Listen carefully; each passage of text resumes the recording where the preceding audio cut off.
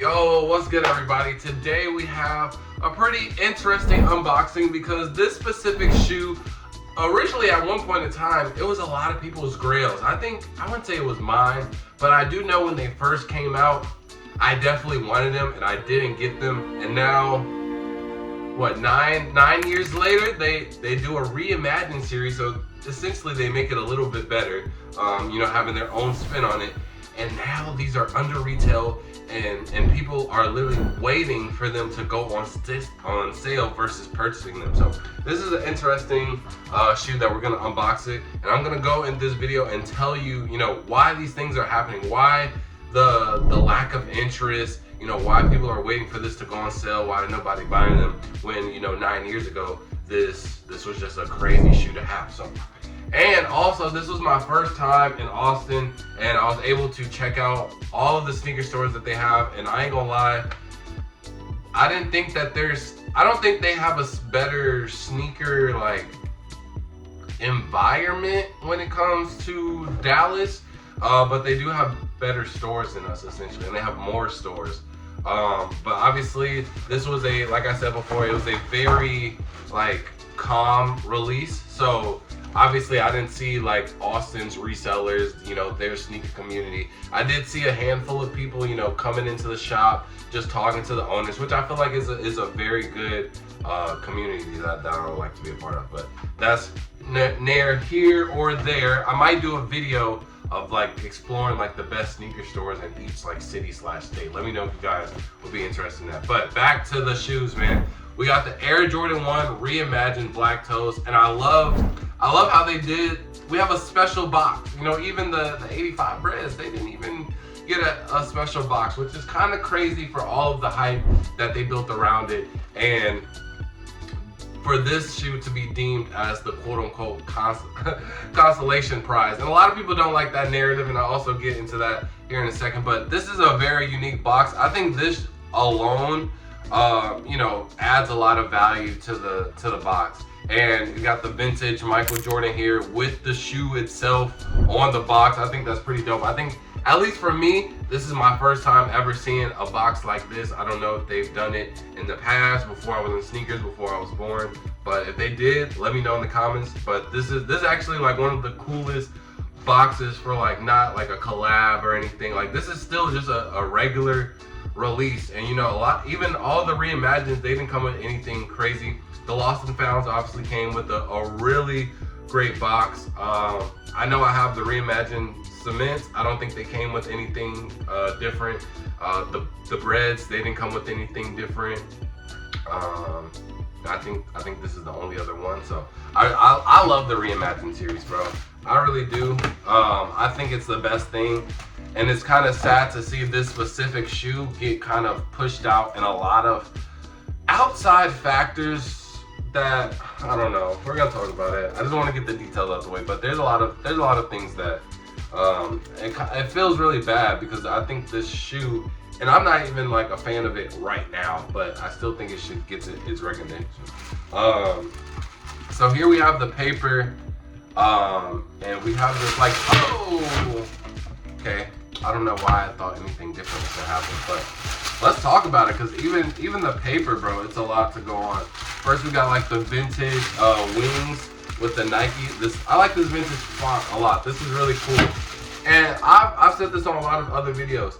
If you want a new generation of kids or people, or just new entry levels to being a sneakerhead or being involved in the sneaker community, I feel like there are certain things that you have to do to make somebody feel included or make them feel attached to these older shoes. Now, obviously, when the original Black Toes came out, we didn't get anything like this. This is more so giving off a nostalgic feel of the actual shoe itself. But if we keep on doing something like this for the people who weren't, present during these older releases, then I think it would help them get more informed. Because I feel like anytime someone doesn't really want, if you don't know about it, it makes it really hard to feel included, because you don't necessarily know what you're buying, you know what I mean? And so then we get the term Hypebeast, because people are only buying it for the hype and they don't really know the significance of it. which, I mean, at sometimes you can't fully blame them because they're put in a position where they don't have any information. But something like this, I think this is pretty cool. Like, we even got the vintage graphic image. I don't think I've ever seen this on any type of release ever. And then also on the front of the box, it has a message, and it says, oh my gosh, I ain't gonna lie, I cannot read cursive. Oh, I genuinely don't know what that says. I just know that's Michael Jordan's signature at the bottom. I can't read cursive. Yeah, I don't know. I don't know. I'm not gonna lie to you. I genuinely don't know. But here we have it. We have the Air Jordan 1 Black Toe Reimagined. I like it. I mean, you know, I feel like this is the same conversation where we have it with the 85 breads. How many times are we gonna get a red, white, and black Air Jordan 1 before, you know, like, it's been too many times. Now, me personally, I don't agree with this being a reimagined shoe. Now, obviously, you saw with the box and the details, those are a part of the reimagined series, given the extra details. And then another thing, because they usually have a small detail that they change with it. This right here.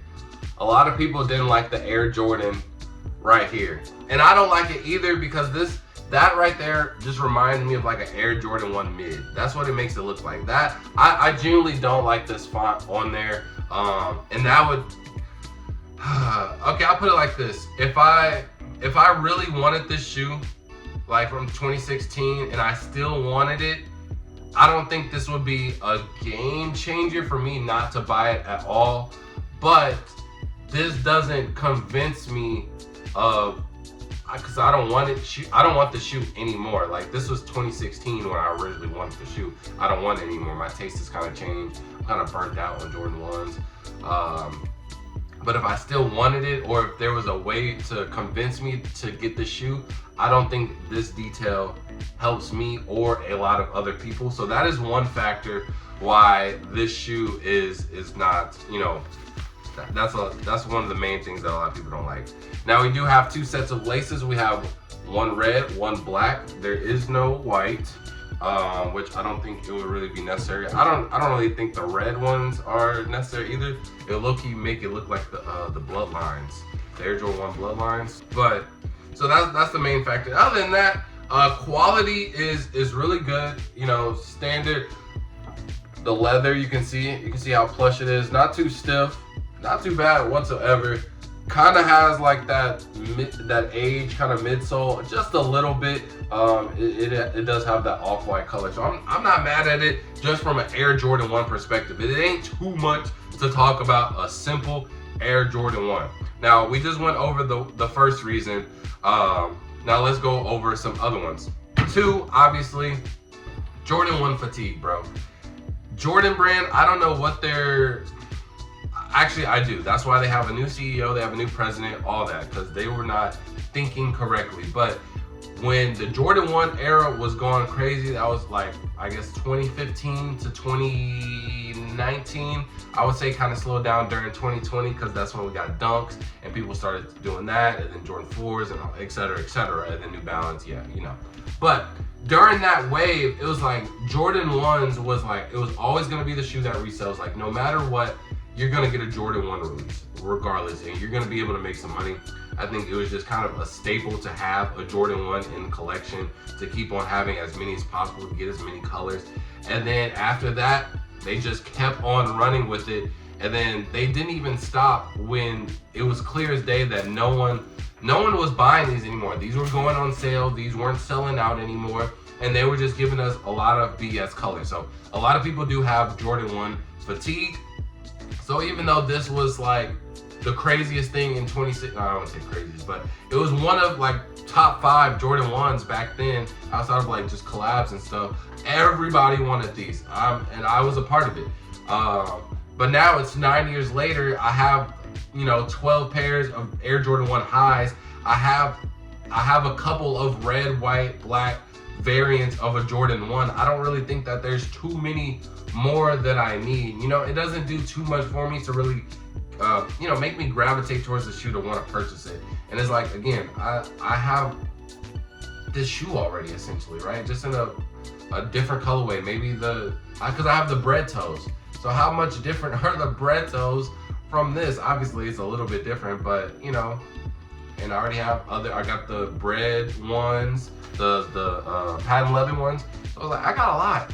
And then this isn't really like trending right now. Obviously, I'm aware of what I want. I still bust out some Air Jordan 1s from time to time, but this isn't, the meta right now in fashion, and this isn't really what I want to wear either. So it didn't do a lot for me to get me. Now, another reason, these had so many delays, and people have been having early pairs since last year, like a long time ago. So that definitely affected the market. And if you really want to treat this like the stock market for real, because if you've been paying attention, that 85 bread release, that kind of like geared things up. Like, okay, people, if we do this correctly, a lot of people are gonna jump back on. And then me personally, I think the Air Jordan 5 release was a bigger catalyst than the 85 bread, because the Jordan 5 release was like, okay, we all know the 85 breads are 10,000 pairs, so we know that we might not get them. But the 5s, bro, when was the last time we just stood in line for a pair of Jordans? When was the last time just a regular pair of Jordans sold out? And a lot of people were caught off guard. A lot of people were missed the release. A lot of people had to go and pay resale. A lot of people were upset about that release. So that was just a catalyst of like setting the tone for the rest of the year, where these prices are gonna go up, resale is gonna be back, a lot of things are gonna be limited. And this was on the tail end of all the All-Star Weekend stuff, because this came after the 85 bread, which is why people are calling it a consolation prize, because a lot of people knew that they weren't gonna get the 85 bread, and it's like, okay, well, this is the next best thing. Which, I mean, it's not a lie, you know what I mean? But since it already has this narrative of like, nobody wanted this before, we already know it's not limited, and there's a lot of pairs in circulation already that has been, on the market like a year in advance, it really didn't help. And then obviously, like I said, with this was a real big, deal breaker for a lot of people. So that is the reason why this shoe isn't gonna do good. I don't think it'll go on sale.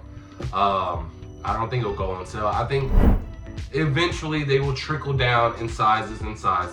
Eventually people are just gonna cop them just to feel something eventually. But I don't think we'll see these at outlets. I think they will remain stagnant at that retail price, anywhere between 180 to 220, 230 at the highest.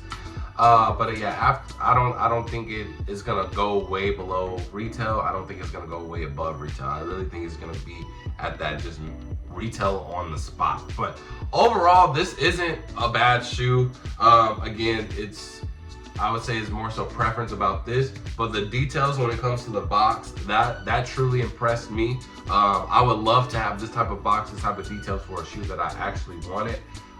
And other than that, it's just a standard Jordan 1. So if you don't have a red, black, and white, colorways, like an OG colorway for a iconic shoe, this is an easy grab to get, especially if you're just coming into the sneaker game. I would definitely recommend this, and there's nothing wrong with having the shoe.